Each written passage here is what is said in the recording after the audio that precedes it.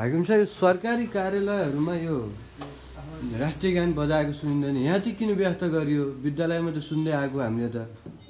हामीले के सोच्यो भने बच्चादेखि हामी सुरुमा पढ्दाखेरि स्कुलमा जाँदाखेरि प्रे गर्छौँ। प्रे गर्दा पनि त त्यसलाई त केही पनि विद्यार्थीलाई थाहा हुँदैन, शिक्षाको भर्खर सुरुवात गरेको हुन्छ, त्यसलाई पनि यो हेबिट बानी बसाइरहेको हुन्छ। हजुर, त्यस कारण हामी त कर्मचारी भनेको राज्यको तलब भत्ता खाएर सुविधा केन्द्र राज्यसँग लिएको छु नि त। अनि राष्ट्रभन्दा ठुलो न कोही व्यक्ति छन्, न कुनै कर्मचारी छन्, न कोही छन्। त्यस कारण हामीले यो राष्ट्रको सम्मान हुनुपर्छ राष्ट्रिय गानको त्यो मनसायले हामीले यो काम गर्न खोजेको। अब राष्ट्रको सम्मान गर्नको लागि अर्को कुरो जनतालाई सेवा पनि राम्रो गर्नुपर्छ होइन राज्यको लागि। यहाँ जनता छिटो सर सेवा होस् भन्नको लागि कस्तो प्रयास गर्नुभएको छ त? हामीले यसो सर पहिला पनि यहाँ राम्रै थियो व्यवस्थित, त्यही पनि मायादेखि सम्पूर्ण कुरालाई एक द्वार प्रणाली जस्तो गरेको छु हामीले। हजुर, एक द्वार प्रणालीमा एकै ठाउँमा म यहाँ तल माथिबाट पनि म पनि तल बस्ने गरेको छु जनताको सेवा सजिलो होस् भन्नको लागि। कुनै कुरो साथीहरूलाई सोद्धाखेरि माथि जानु पर्थ्यो, अनि माथि जानु पऱ्यो भने फेरि के हुन्छ नि टाइम बढी लस हुने भयो। त्यस कारणले कार्यालयको दैनिक सञ्चालन कामको लागि यहाँ बस्ने अनि अफिसको अरू व्यवस्थित प्रशासनिक कामको लागि म माथि बस्ने गरेको छु। अनि यहाँबाट भने हजुरको लेखक मैले यहाँ तोक लगाइदिन्छु। म नभएको खण्डमा हाम्रो दुईजना साथी उता चेकमा हुनुहुन्छ, उहाँहरू पनि अधिकार छ चेक पनि मैले गर्ने, उता उपरपट्टि बस्नुहुन्छ। अनि तोक लगाएर यहाँ तोक लगाउने बित्तिकै हजुर उहाँले तपाईँ फलानु काउन्टरमा जानु हामी भनिहाल्छौँ। अनि हाम्रो साथीले यहाँ दर्ता गरेर त्यो जुन कागजात छ त्यो काउन्टरमा पठाइदिन्छ।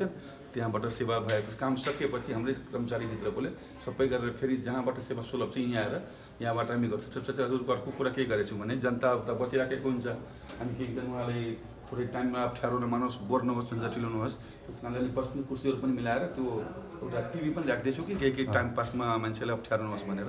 अनि टिभी हेर्दाखेरि फेरि थाहा पाउँदैन होला कि आवाज सुन्दैन भनेर यो म्याक राखेको छु यहाँ।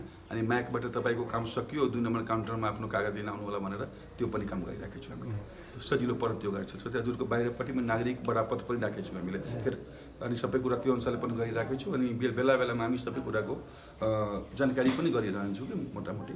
अनि यो एक द्वार पहिला हाम्रो फरक थियो, अनि म यो प्रकारहरू सबै यो भत्काएर मिलाएर अनि एक द्वार प्रणालीमा नक्साको बिल त्यहीँ काटेर त्यहीँबाट नक्सा प्रोभाइड गर्ने गरेको छु हामीले। मान्छेले कुद्नु पर्दैन, वहाँ बस्नुहुन्छ, बसेपछि त्यो हिसाबले सजिलो पारेको छु कि हामीले। हाकिम साहब मैले यो पनि भन्यो नि चन्दा तथा अन्य कुनै पनि आर्थिक सहयोग माग्नु, भ्रष्टाचार सघाउनु भनेर तपाईँहरूले टाँस्नु भएको नै छ सेवाकीलाई देखिएर। यहाँ चाहिँ कुनै प्रकारको भ्रष्टाचार भएको छैन। मेरो अफिसबाट पहिलाको कुरा मलाई केही पनि थाहा भएन। म आएदेखि जनताको कुनै पनि काममा 1 रुपियाँ लिने चलन छैन।